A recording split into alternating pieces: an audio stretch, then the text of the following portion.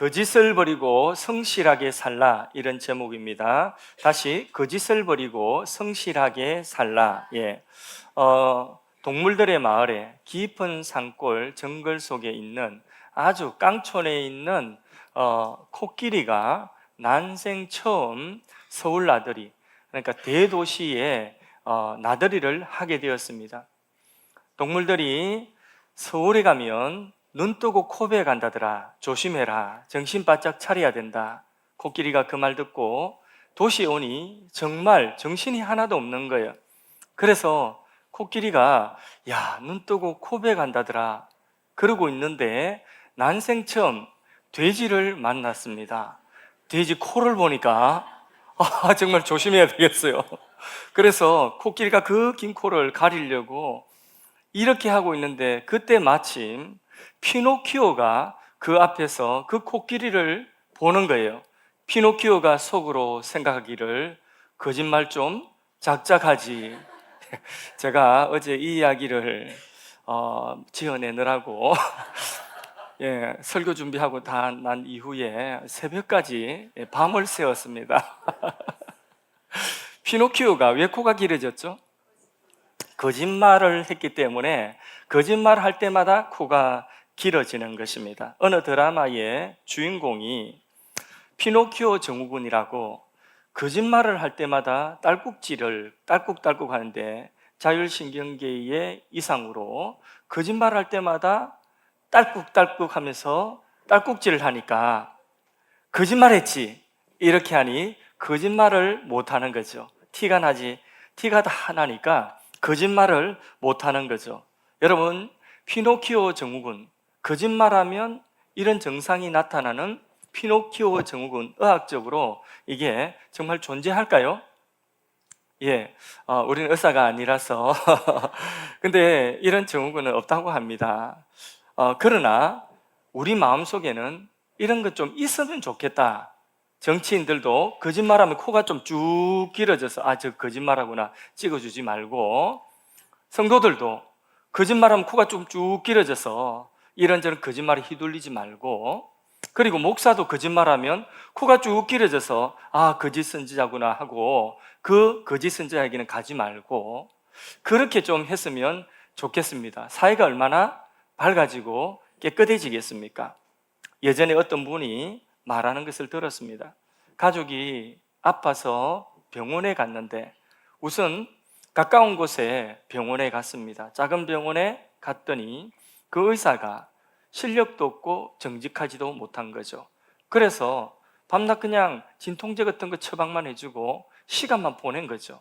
그러다가 정작 큰 병원에 가니까 치료받을 그 시기를 놓쳐서 그만 그분이 세상을 뜨고 말한 거죠. 가족이 얼마나 마음이 아프고 얼마나 상심했는지 그런 말을 한 적을 듣고 같이 마음 아팠던 기억이 있습니다. 우리가 에스겔서를 오늘 읽었는데요, 이 에스겔서는 새벽마다 한 장씩 그렇게 새벽기도 시간에 강해를 합니다.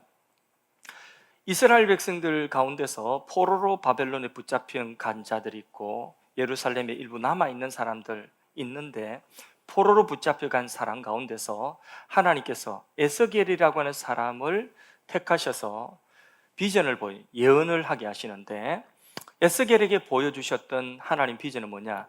여기에 지금 남아있는 예루살렘이 완전히 다 무너질 것이다. 그리고 그 무너진 터 위에 하나님이 새로운 성전을 세우고 새로운 예루살렘 새 땅을 하나님이 회복하실 것이라는 비전이에요. 그런데 먼저는 무너져야 될 것이 무너져야 되는 거죠. 그 예루살렘이 무너질 것이라고 하는 예언을 하나님이 에스겔에게 하게 하시는데, 그냥 무너지는 것은 없잖아요. 무너져야 되는 이유가 있잖아요.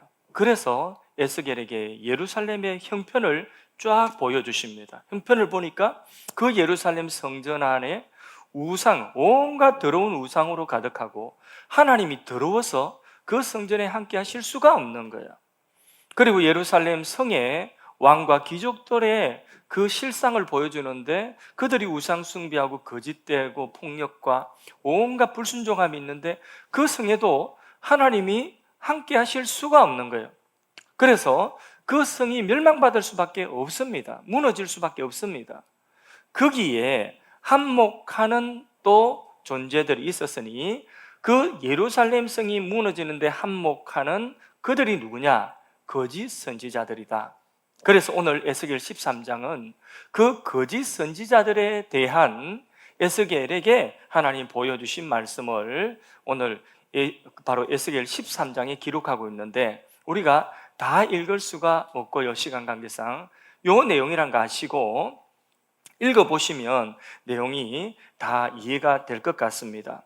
에스겔 13장의 내용은 그 거짓 선지자들에게 사람들이 거짓 선지자들의 말에 미혹을 받아서 속고 있다. 그것도 예루살렘이 멸망하는 하나의 중요한 그런 부분이다, 이유다. 거짓 선지자들이 그 특징이 어떤 특징이 있느냐? 그들은 하나님께 보고 들은 것이 없이 자기 마음대로 예언을 하더라. 2절 3절을 읽어보겠습니다. 2절 3절 합독하십니다. 인자야, 너는 이스라엘에 예언하는 선지자들에게 경고하여 예언하되 자기 마음대로 예언하는 자에게 말하기를 너희는 여호와의 말씀을 들으라. 주 여호와의 말씀에 본 것이 없이 자기 심령을 따라 예언하는 어리석은 선지자들에게 화가 있을진저 본 것도 없고 들은 것도 없고 자기 마음대로 자기 심령을 따라, 다시 말해서 자기 마음대로 예언하는 이런 거짓 선지자들에게 화가 있을 것이다. 이런 사람들은 4절도 읽어봅니다. 4절 읽습니다. 이스라엘아, 너희의 선지자들은 황무지에 있는 여우 같으니라. 황무지에 있는 여우 같다. 이 거짓 선지자들을 일컬어서 황무지의 여우 같다. 황무지는 뭐냐면 지금 무너져가는 이스라엘 민족, 또 이스라엘이라고 하는 나라, 이것을 비유컨대 황무지처럼 그렇게 비유를 하고 있습니다. 그 황무지에 어느 날 꼬리 7 달린 여우와 같은, 예전에 전설의 고향에 그 여우, 구미호와 같은 그런 여우가 몇이 나타나가지고는 그 여우 몇 마리가 그때부터 공중제비를 부리면서 제주를 부르기 시작하는 거죠. 여기서 휙 날아가지고 공중제비 부리고 저기서 휙 날아가지고, 이렇게 공중제비를 이 여우들이 아주 화려하게 개인기를 휙휙 하니까 사람들이 거기에 전부 다 정신을 빼앗기고 마음을 빼앗기고 있는 거예요. 그런데 그때에 뒤에서 커다란 맹수가 와서 그 사람들을 붙잡아가는 줄도 모르고 거기에 다 그 여우들이, 황무지의 여우들이 공중제비하는 거기에 다 마음을 빼앗겨 있다가 맹수에게 다 잡아먹혀버리는 것이죠. 예, 그게 바로 뭐냐? 거짓 선지자들이다. 그런데 그 맹수에게 잡아먹히고 나는데 그 여우들이 도망치면서 눈을 흘기고 하는 말이 뭐냐? 쳇, 누가 보라고 그랬어? 이렇게 아주 얄밉게 그렇게 빠져나가는 거죠. 뭐냐?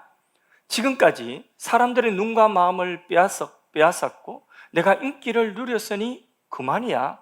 책임질 일이 없다는 거죠. 이 일에, 예루살렘의 멸망에 내가 책임질 일이 없다는 거죠. 오늘도 책임져 주지 않는 말에 여러분들 귀를 기울이고 마음 빼앗기면 안 됩니다.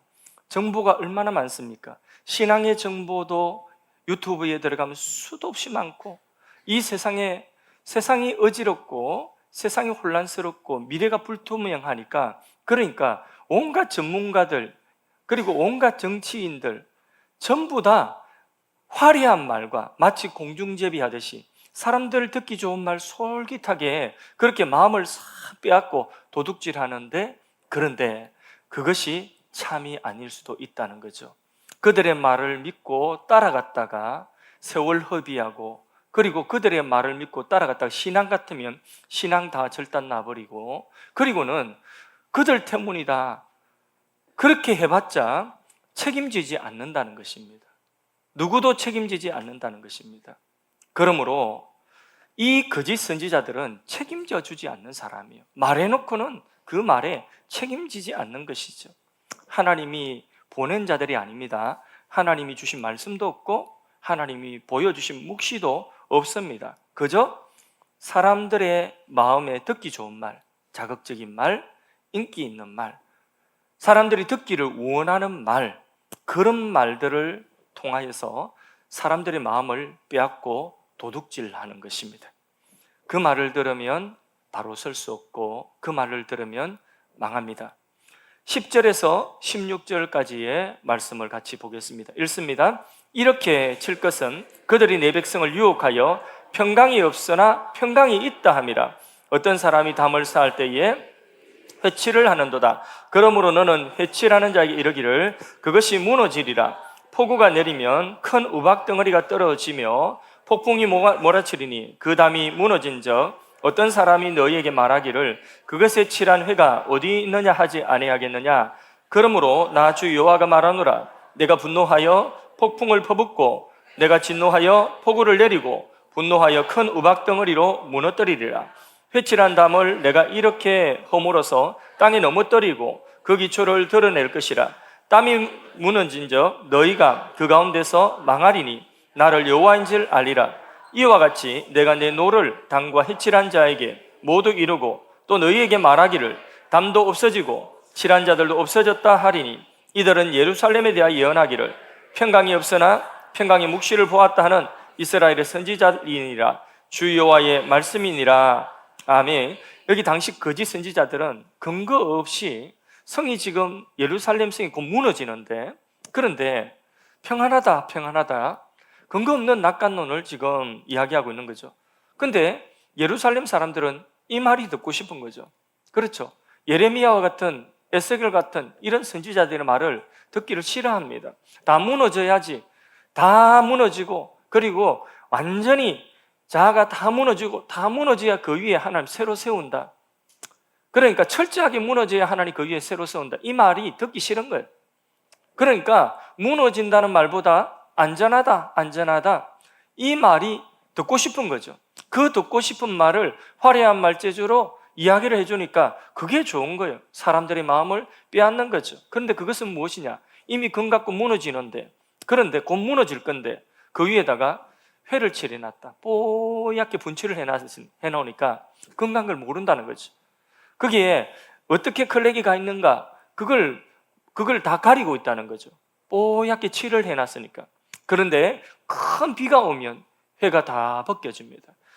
칠해놓은 게 다 벗겨집니다. 큰 바람이 불고 우박이 막 떨어지고 이러면 그게 다 무너진다는 거죠. 곧 무너질 건데 회칠한 담처럼, 회칠한 무덤처럼 그렇게 뽀얗게 칠해놓고 있으니까 우리 괜찮다 이러고 있다는 거죠. 그렇게 무너지는데 한몫한 대상이 누구라고요? 거짓 선지자들이다.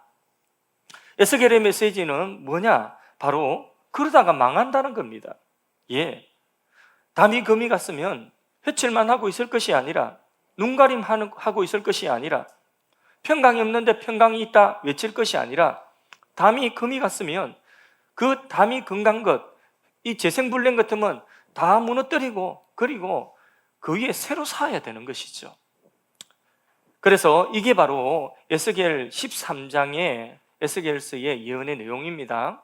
뭐 읽어보면 다 요 내용인데, 여기서 우리가 교훈을 받아야 됩니다. 첫째 뭐냐 하면 우리가 거짓되지 말아야 된다는 것이죠. 거짓의 속성이 있습니다. 거짓의 속성은요, 그 삶이 성실하지 못하게 합니다. 그래서 정직한 사람은 회칠한 담처럼 그렇게 눈가림하면서 그날 눈가림하며 살지 않습니다. 잘못된 것은요, 고통스러워도 허물어버리고 하나님 말씀이 기초 위에서 새롭게 쌓아야 되는 것입니다. 우리의 매사에 하나님의 은혜를 잊고 살면서 우리가 정직하게 살아야 돼요. 거짓되게 살면 안 되는 것입니다. 예배 1시간이라도 정직하게 예배를 드려야 됩니다. 우리가 이 시간에 예배 드리는 예배의 모습은 우리가 그럴듯한 모습으로 주일 예배 드리니까 또 깨끗하게 해서 거룩한 모습으로 나왔을 수 있겠지만은, 그것은 우리의 속에 얼마만큼 예배 1시간 드리는 것도 정직하게 드리느냐, 하나님 그 보시는 거예요. 우리의 마음에 이 시간에 몸은 여기에 있고 우리가 양복도 입고 이렇게 있는데, 그런데 우리의 속에는 예배자의 마음이 아니에요. 우리의 속에 온갖 우상과 온갖 복잡한 생각들로 가득 차 있어서 찬송 한 장 부르는데 찬송가 1절에서 4절, 1절에서 3절까지를 집중해서 부르지 못하는 거예요. 어떻게 정직하다 할 수 있겠습니까? 예배드리는 시간에도 우리가 겉으로는 회치를 하고 앉아있지만은 속으로 들어가서 보면 하나님 보실 때에 정직지 못한 예배를 드릴 수도 있다는 것입니다. 내게 주어진 일상도 그래요. 그 주어진 일상을 눈가림만 하면서 우리가 불성실하게 살 수 있습니다. 모든 것을 죽게 하듯 정직하게 죽게 하듯 하라고 했습니다. 믿음의 사람이 정직하고 성실하게 살아가는 그 대가를 지불하지 못한다고 한다면, 하루하루를 눈가림하며 산다고 한다면, 우리의 삶은 정직지도 못하고 성실하지도 못한다고 한다면 우리 모습이 포장이 어떠든지 회칠한 뭐가 같다고요? 당과 같다. 하나님은 성실하십니다. 하나님은 정직하십니다. 믿으십니까? 하나님이 얼마나 정직하시고 성실하시냐? 하나님은 약속하시면 그 약속을 반드시 이루십니다. 지키십니다. 하나님 약속을 지키시는 분이십니다. 하나님께서 성경에 하나님의 약속들을 많이 하셨죠. 처음 우리 조상이 범죄의 선악과 먹고 원죄와 그리고 그 죄로 인하여 사망이 들어오고 저주가 들어왔는데 하나님은 그대로 내버려 두지 않겠다는 거죠. 그래서 하나님께서는 약속하셨죠. 여자의 후손이 와서 뱀의 머리를 밟고 구원할 거다. 하나님께서는 약속을 하셨어요. 범죄한 인류를 버려두지 않고 그들을 반드시 인류를 구원하시고 하나님께서 하나님 나라를 회복하실 것이라는 약속을 하셨어요. 성경이 뭡니까? 구약과 신약으로 되어 있죠. 구약은 옛 언약이에요. 근데 신약은 이제 옛 언약이 그리스도로 말미암아 새롭게 성취되어진 이 언약, 이걸 신약이라고 합니다. 그래서 성경은 처음부터 끝까지 약속의 책이에요. 하나님이 약속하시고 구원하겠다는 약속하시고 하나님께서 구원하신 그 스토리를 세상의 모든 역사를 다 기록하지는 못하지만은 이 책 속에 다 담지는 못하지만은 하나님께서 약속하신 세상 구원을 하시겠다는 이 약속, 우리를 버려두지 않고 우리를 저주와 사망 가운데 버려두지 않고 우리를 구원하신다는 이 약속을 어떻게 성취했는가, 성취하는 과정을 다 기록한 것이 구약과 신약, 약속의 책, 성경인 것입니다. 하나님은 그 약속을, 우리를 구원하신다는 이 옛 약속을 어떻게 성취하셨느냐? 이 약속을 성취하고 지키기 위해서 하나님은 하나님의 독생자를, 하나뿐인 하나님의 독생자, 성자를 이 땅에 사람으로 보내어 주신 것입니다. 하나님의 독생자가 이 땅에 오셔서 우리를 대신하여 우리 죄값을 대속하여 십자가에 죽으심으로 우리의 죄값을 대신 치르게 하시고 우리를 구원하신다는 그 약속을 성취하신 거예요. 하나님은 약속하신 것을 지키시는 정직하신 하나님이시고 성실하신 하나님이십니다. 그 하나님의 성실하심과 정직함으로 우리가 구원을 받았습니다. 우리가 하나님의 자녀가 되었습니다. 이제는 하나님의 그 정직과 성실을 우리도 닮아서 우리도 정직하라는 것이고 우리도 성실하라고 하는 것입니다. 할렐루야. 정직하고 성실한 삶을 살 수 있기를 주의 이름으로 축원합니다. 거짓된 것에 또한 두 번째로는 속지도 말아야 돼요. 거짓된 것에 속는 것도 죄입니다, 여러분. 속은 것이 면제가 아니에요. 내 죄와 내 허물이 속았다고 해서 면제되는 게 아니에요. 내 일생, 한평생 길지 않은 인생 사는데 거짓 선지자에게 속아서, 예를 들어서 이단에 속아가지고 이단이 되어서 한평생 그렇게 살든지, 아니면 거짓 선지자에게 속아서 또 이 말 듣다가 저 말 듣다가 여기가 저기가 이렇게 거짓된 것에 속다가 일평생 다 지나갔어요. 그리고 하나님 너 뭐하다 왔냐 할 때에 거짓된 것에 속아서 왔습니다. 그래서 아무것도 못 했습니다. 이러면 그 속한 것이 우리에게 면제가 되는 게 아니에요. 우리 일생 그럼 다시 속지 말고 돌아가라 그런 게 아니에요. 우리 일생 그걸로 끝난 겁니다. 인생 몇 번 속고 나면 여기가 아닌가비 여기가 아닌가비 몇 번 그러고 나면 인생 금방 다 지나갑니다. 거짓된 것에 속는 것도 죄입니다. 그러므로 우리는 거짓에 속아서도 안 됩니다. 그러면 우리는 하나님의 바른 진리의 말씀에 있어서 거짓되지 않은 말씀에 있어서 속지 않도록 해야 되는 거죠. 그래서 말씀이 가라고 하면 가고 말씀이 쓰라면 쓰고, 그게 정직한 삶이에요. 뭐가 정직한 삶인가? 하나님의 말씀을 그대로 신실한 말씀으로 믿고 말씀이 가라고 하면 가고 말씀이 쓰라면 쓰는, 그게 바로 하라면 하고 하지 말라고 하면 하지 않는 것, 그게 정직한 삶이고 그게 우리 믿는 자의 성실한 삶인 것입니다. 근데 모르면서 아는 척하고 또 모르면서 뭐 이렇게 나서고 그러면 안 돼요. 모른다고 하고 가만히 있으면 하나님께서 모르는 것을 알게 해주시면 그때 가면 됩니다. 그래야 실수가 없는 것입니다. 하나님 말씀에 분명한 것, 그건 먼저 하면 돼요. 근데 하나님 말씀에 분명하지 못한 것, 좀 더 기다리면 하나님께서 하나님 말씀에 또 깨닫게 해주시고 알려주시는 거죠. 예배 이런 거는 분명한 거니까 이거는 해야 되는 거죠. 고민하고 갈등할 게 없어요. 주일날 예배 드리는 거, 이거는 갈등하고 생각 복잡할 필요 없어요. 이건 분명한 거니까 그냥 하면 돼요. 거짓말하지 말라 십계명에 있죠. 그러면 이거는 정직해야 되는 거지. 거짓말하면 안 되는 거잖아요. 그러면 손해봐도 복잡하게 계산할 필요 없어. 그냥 거짓말 안 하면 돼요. 하지 말아야 돼요. 그게 너무 쉽죠. 너무 단순하죠. 우리 생각이 복잡할 뿐이에요. 우리 순종할 마음에 그 생각이 복잡할 뿐이에요. 하나님의 말씀에 분명한 거는 분명한 대로 가면 돼요. 근데 예를 들어서 처녀총각들이 누구와 결혼할까? 아직까지 잘 모르겠어. 아리까리했어. 그러면 요거는 누구와 결혼할 게 성경에 없으니까 좀 기다리면 돼요. 기다리면 하나님께서 이 사람이구나 알려주시면 그러면 아멘 하고 확신하고 그렇게 하면 되죠. 그렇게 하면 되죠, 그죠? 그럼 만났잖아요. 아멘 했어요. 그렇게 하면 됩니다. 근데 어떤 일은요, 우리 생각이 너무 앞서가지고 우리 계획이 너무 앞서가지고 그래서 멈추는 것이 어려울 때가 있어요. 근데 그 멈추는 것도 믿음입니다. 하나님께서 멈추게 하시면 멈춰야 되죠. 다윗이 성전 지을 준비를 다 하고 성전을 짓고 싶은 계획을 다 가지고 있었어요.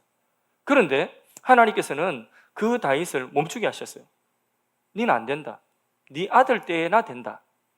하나님께서 다윗에게 멈추게 하셨어요. 다윗은 그 성전을 지을 수 있는 실력이 다 있어요. 그 모든 것 다 갖추고 있어요. 그리고 계획도 있어요. 그런 마음 갖지 않습니까? 다윗이 지금 왕이 되었으니까, 그러니까 이스라엘 왕으로서 이만한 성전을 한번 지어가지고 후손들에게 대대로 그런 또 이름을 좀 남기고 싶은 그런 마음의 욕심도 있을 거예요. 그런데 하나님께서는 능력이 있음에도 불구하고 다윗에게 멈추라고 하십니다. 다윗이 멈추었어요. 그게 믿음이에요. 그게 믿음. 우리가 가고자 하는 대로, 우리가 뜻대로 원하는 대로 우리 생각이 앞서 가는 것이 아니라 하나님께서 말씀에 멈추라면 멈추는 것, 그것도 믿음이에요. 앞에 열린 문이 있으면 그 길이 하나님의 말씀대로의 길이라면 그럼 가면 되는 거예요. 머뭇거리지 말고 가야 되는 거예요. 근데 내 계획으로 가는데 문이 자꾸 닫힙니다. 그러면 멈춰야 돼요. 멈추어서 돌아봐야 돼요. 멈추어서 돌아봐야 돼요. 그러면 하나님께서 조금 기다리면 들려져요. 근데 우리는 못 기다리기 때문에, 내 생각이 앞서 있기 때문에, 내 계획이 먼저 가 있기 때문에 다른 소리가 안 들리는 거예요. 내가 듣고 싶은 말만 들려지는 거예요. 그게 문제라는 거죠. 윌리엄 캐리라고 하는 선교사는 폴리네시아로 선교를 하기를 원했습니다. 준비했습니다. 그런데 하나님께서 인도로 인도하셨습니다. 그래서 인도에서 현대 선교의 아버지가 되었습니다. 저더슨이라고 하는 선교사도 인도를 가고 싶었는데, 그런데 인도 가고 싶은 사람 하나님께서 미얀마로 인도하셨습니다. 하나님은 사도 바울도 아시아로 가기를 원했지만은 아시아의 문을 닫으시고 하나님께서 어디로 인도하셨어요? 바로 유럽으로 인도하셨어요. 그러니까 내가 가고 싶은 데가 있어요. 내가 세우는 계획이 있습니다. 근데 하나님이 뜻이, 하나님 말씀이 아리까리 할 때는 기다리면 하나님께서 그 닫혀진 문 앞에서 서서 기다리면 하나님께서 열어놓으신 그 문이 있는 것입니다. 그걸 봐야 되는데 그걸 못 보는 거죠. 자꾸 내 계획이, 내 생각이 먼저 앞서서 보지를 못하는 거죠. 언더우드 선교사님은 인도를 가고 싶었어요. 전부 다 인도 가고 싶은가? 왜 인도를 가고 싶은지 모르겠지만, 그런데 언더우드 선교사님은 우리나라 인천 제물포로 오셨어요.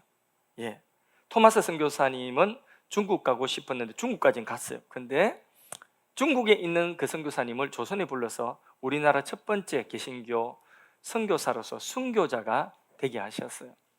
하나님께서는 하나님의 원하시는 대로 인도하시어 나가는데 열린 문이 있으면 우리가 가면 되는 거고, 문이 닫혀 있을 때는 서서 기다려서 하나님의 분명한 말씀을 따라서 가야지, 자꾸 거짓된 정보 가지고 내 마음이 앞서서 그렇게 움직여서 우리 실수하기가 쉬운 것입니다. 우리를 이끌어주고 끝까지 책임져 줄 확실한 예언이 있으니 그 예언이 뭐라고요? 예, 그 예언이 뭐라고요? 말씀인 것입니다. 우리 신앙은 거짓되면 안 됩니다. 정직돼야 됩니다. 정직해야 됩니다. 근데 신앙이 정직하고 우리의 신앙이 정직하고 우리 삶이 성실하기 위해서는, 그러면 우리가 성경 말씀, 정직하고 성실한 성경 말씀에 우리 신앙을 쌓아가고 우리의 삶을 그 터 위에 세워가면 우리의 신앙과 삶이 정직하고 성실하게 되는 줄로 믿습니다. 여기에는 거짓이 없습니다. 그럼 여기 분명하면 가면 돼요. 아시겠습니까? 근데 왜 못 가느냐? 여기는 성경 말씀은 분명한데 뭐가 복잡하다고요? 그렇죠. 우리 생각이 복잡할 뿐이에요. 예. 기독교가 세상 속에서 힘을 잃어가고 있는 이유가 있습니다. 그 이유가, 가장 중요한 이유 중에 하나가 뭐냐 하면 정직함을 잃어버렸기 때문입니다. 그래서 기독교가, 우리 성도들이 정직하지 못하니까 세상이 그 교회를 신뢰하지 못하고 교회가 세상 속에서 힘을 발휘하지 못하는 것입니다. 목사가 정직하지 못하다, 이거는 목회의 사망 선고나 마찬가지입니다. 한 군데서 목회를 하는데 어느 교회 개척교회 목사라도 그렇습니다. 어느 교회 개척교회 목사 누구누구가 한 5년 정도 목회하는데 5년 동안에 거짓말만 하더라. 그 교회 누가 가겠습니까? 1년만 있어도 저 사람이 정직한가, 저 사람이 거짓된가 알 수 있습니다. 근데 한 5년 정도 거짓말하고 있는데 누가 그 목회하는데 가겠습니까? 그러니까 정직하지 못하면 그건 사망 선고예요, 목사는. 그래서 이 세상에 누가 정직하고 누가 진실하고 누가 성실할 수 있느냐? 다른 거 없어요. 하나님의 말씀, 이 말씀 위에 우리 신앙과 삶이 세워지면, 말씀이 가라고 하면 가고 말씀이 서라면 서는 요 신앙이 되면 우리 신앙이 정직한 신앙이 되고 성실한 신앙이 되는 줄로 믿습니다. 그래서 영화에 보면, 오래전에 보았던 영화인데 아주 재밌게 보았던 영화고, 그리고 마음속에 어떤 교훈이 있는 영화라서 기억하고 있습니다. 라이어라고 하는 영화인데, 이 주인공은 밤낮 거짓말을 하는 변호사입니다. 변호사인데 거짓말만 하는 것입니다. 자기가 약속한 거 제대로 지켜본 적이 없고 언제나 임기응변으로 거짓말로서 그렇게 순간순간을 넘기는 사람입니다. 거짓말로 재판하고 거짓말하지 않으면 사회생활 자체가 어려운 사람이에요. 예. 너무 거짓말하니까 그 아들이 생일날 생일 케이크 불을 끄면서 하나님께 아들이 기도합니다. 어린 아들이 기도하는데, 하나님, 우리 아빠가 단 하루만이라도 거짓말을 하지 않게 살게 해주세요. 그렇게 기도했어요. 하나님이 그 기도 기뻐하시는지 응답하셨어요. 그래서 거짓말을 못하게 되는, 거짓말하면 자꾸 막히는 것이죠. 거짓말을 하지 못하는 그 하루의 에피소드가 영화 한 편이에요. 얼마나 불편했겠습니까? 그런데 그 영화의 결론은 뭐냐면 거짓말을 하지 않고도 성소했습니다. 재판에서 성소하는 것이죠. 사회가 얼마나 거짓이 많으면 거짓말하지 않고 살 수 없는 하루. 그러나 거짓말이 많은 이 세상 속에서도 정직하게 살 수 있다는 메시지를 주는 그런 한편의 설교 같은 영화입니다. 여러분, 정직은 용기가 필요합니다. 그리고 믿음이 필요합니다. 정직은 그 자체로서 충분히 가치가 있습니다. 정직한 이유를 계산할 필요가 없습니다. 정직하면 내가 부끄러움 당할 텐데, 정직하면 내가 드러날 텐데 부끄러운데, 정직하면 어떤 일이 벌어질까, 내가 손해볼 건데, 이런 것들은 하나님께 맡기면 됩니다. 다윗이 나단 선지자의 지적을 받았을 때에 정직하게 하나님, 제가 바로 그 죄인입니다 하고 회개했죠. 그랬더니 바로 그런 다윗을 하나님께서는 받아주시고 하나님은 그런 다윗을 또 사용하신다는 모범이 된 것입니다. 하나님은 정직한 자의 기도를 들으시는 줄로 믿습니다. 잠언 15장 8절 말씀을 읽어보겠습니다. 악인의 제사는 여호와께서 미워하셔도 정직한 자의 기도는 그가 기뻐하시느니라. 아멘. 정직한 자의 기도를 하나님 들으시고 기뻐하시고 정직한 자에게 좋은 것을 주시는 것입니다. 시편 84편 11절도 읽어보겠습니다. 여호와 하나님은 해요 방패이시라. 여호와께서 은혜와 영화를 주시며 정직하게 행하는 자에게 좋은 것을 아끼지 아니하실 것임이니라. 아멘. 정직한 자에게 하나님이 아낄 것이 없이 좋은 것을 주신다는 것입니다. 정직한 것이 성도의 능력이고 교회의 능력인 것입니다. 출세하지 못해도 괜찮아요. 부자 못 되어도 괜찮아요. 똑똑하다는 소리 못 들어도 괜찮습니다. 하나님과 사람 앞에 정직한 자가 되면 됩니다. 그것이 우리의 능력입니다. 길지 않은 인생 욕되지 않게 살아야 되겠습니다. 한평생 살고 나서 우리 손에 이게 뭐 굉장히 좋은 것이다, 귀한 것이다, 이게 남들이 다 부러워하는 것이다, 이것을 가지고 있다면 이것 가지고 우리가 살고 마지막 생을 마치고 죽음의 요단강 건너갈 때에 이게 남이 다 부러워하는 것, 이건 내가 가지고 있어요. 이거 가지고 들어갑니까? 이것은 못 가지고 들어갑니다. 이것은 어떤 것이라도 가지고 들어갈 수가 없습니다. 이것은 사선을 넘어갈 수가 없는 것이에요. 그러나 우리에게 있어서 우리가 정직하게 살아왔던 순간순간 사람들이 인정해 주지 않고 내가 조금 손해본다 할지라도 내가 정직하게 살아오고 하나님 앞에 죽게 하듯 성실하게 하루하루 살아간 그 삶은 하루하루가 모여서 나의 신앙의 인격이 되고 그것이 곧 내가 되는 것입니다. 나의 신앙의 인격이 된 나의 신앙의 인격은 사선을 넘어서 내가 천국 가는 그날에 나의 신앙의 이 인격은 쌓인 것만큼 가지고 들어가는 것입니다. 그래서 그것이 나의 실력이 되고 나의 영광이 되고 주님 앞에 영원히 칭찬받을 것이 되는 것입니다. 그래서 정직한 그 자체로서 충분히 가치가 있다. 아멘이십니까? 예수님은 나다나엘을 보시고 참 이스라엘이다, 그 속에 간사함, 거짓됨이 없다고 말씀하셨습니다. 주님이 오늘 우리를 딱 보시고 우리가 오늘 예배드리는 우리의 속 중심을 보시고 또는 우리가 오늘 직장에서나 어떤 사업장에서 하는 그 일을 보시고 참 간사함이 없다, 참 이스라엘이다, 정말 거짓됨이 없다, 이렇게 하나님께서 우리를 인정해 주셨으면 좋겠습니다. 오늘도 분명한 주님의 음성 듣고 우리가 이 세상에 거짓에 속지도 마시고 또 우리가 거짓되지도 마시고 정직하고 성실하게, 방법이 뭐라고요? 정직하고 성실한 말씀 위에 우리가 신앙과 삶이 세워지면 됩니다. 모든 일을 주께 정직하게 성실하게 하는 하루하루 우리의 일생이 되기를 주의 이름 축복합니다.